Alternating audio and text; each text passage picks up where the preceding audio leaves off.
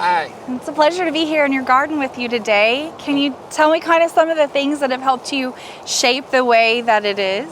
Yes, it went from a big square garden patch that had nothing growing in it for 5 months. I shrunk it down, and then I developed things that are easier and easier to use. Once I became handicapped in 2011, I had to really concentrate on that. Can't pick up more than 10 pounds, can't walk very far, things like that. So everything is user friendly in that it's hard edges, raised a little bit, and so it's narrow enough that you can reach it. Absolutely.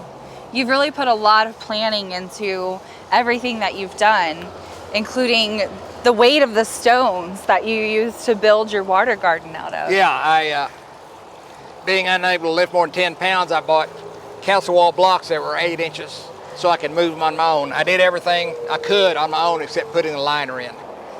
Another thing I really love about your garden is this keyhole garden.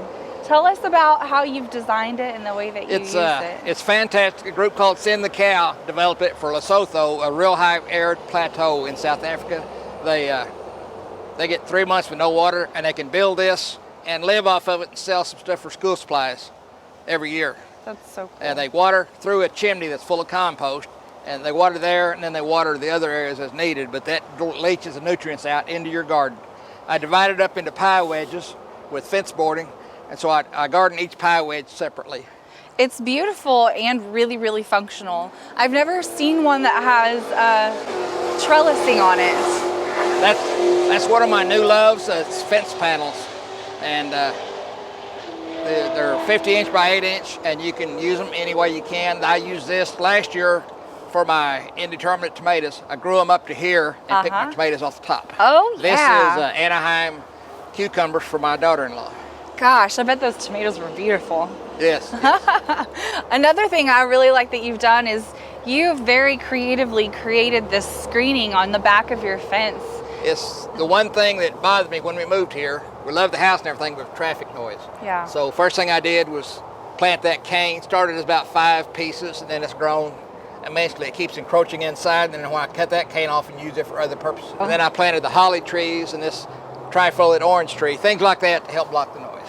Tell us about your cactuses, your cacti. This used to be a waterfall. I converted it into a place to revitalize my water hyacinths, but surrounding it, I staged cactus plants. This has got several terraces to where you can put probably 50 to 60 plants here, and full sun, and they just love growing there. There's not that many weed problems.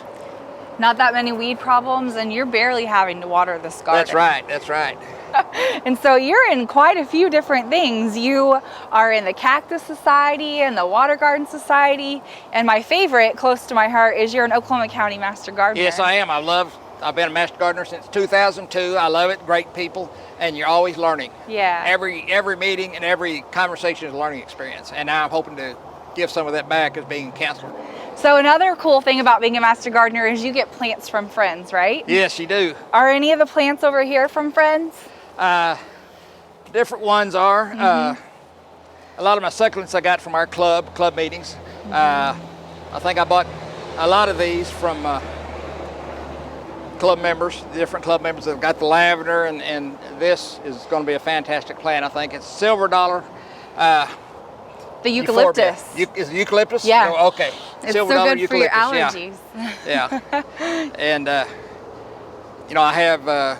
I'm also a Water Garden Society member, Cactus Succulent Society, Oklahoma Horticulture Society, and 2 nights a week I go to Sam Noble and I prepare dinosaur fossils, which is a hobby I can do sitting down. You've even incorporated that interest into your garden, haven't you? Yes, I have.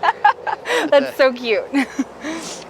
And you've got a lot of beautiful plants for the pollinators, the castor beans, and your fennel, right? Yeah. You have a beautiful grandson too that really enjoys gardening here with you. My son adopted him about 1.5 years, 2 years ago. He's 11 years old. He loves to learn anything he possibly can. You have a little turtle garden in here for him, a propagation garden. You built these lollipops for him. Tootsie Roll Pops here.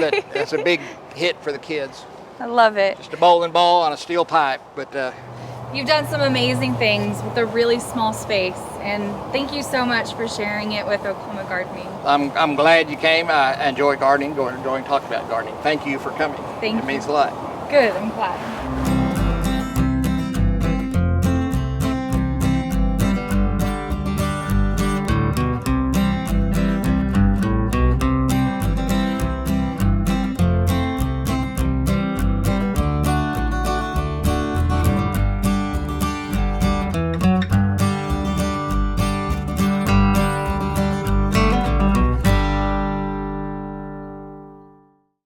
hope you enjoyed this video. It's part of our Oklahoma Gardening YouTube channel. You can also find even more videos on our OK Gardening Classics YouTube channel. And join us on social media for great gardening tips, photos, and discussion.